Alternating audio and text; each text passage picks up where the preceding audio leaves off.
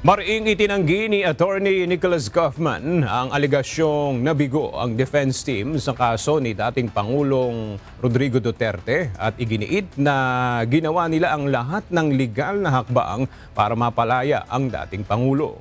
Ito ay kahit alam nilang wala pang sinuman ang napapalaya sa ganitong uri ng kaso at magiging miraculous event aniya kung mapapalaya ang dating Pangulo. Gayunman, tiniyak nitong nananatiling aktibo ang mga mosyon ng depensa at mayroon pa silang pagkakataong magtagumpay sa kanilang long-term legal strategy.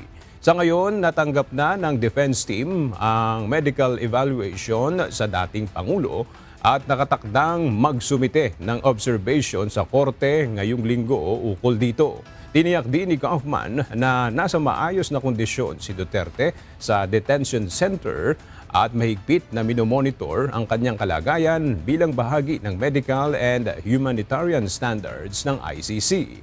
Bagamat mananatili sa ICC ngayong holiday season, hinimok ni Kaufman ang mga taga-suporta ng dating Pangulo na ipakita ang kanilang suporta sa mapayapang paraan at igalang ang proseso ng korte habang patuloy nilang pinagsisikapan na maibalik ang dating Pangulo sa Pilipinas.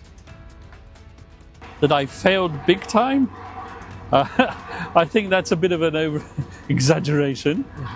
We do our job. We're lawyers. No one has ever been released, in this court at any rate, for charges of crimes against humanity. If we had managed to release the former president, it would have been a miraculous event. We did our best, but as I said, it doesn't mean that in the long run we don't have a chance of succeeding, bringing the former president, back home to the Philippines.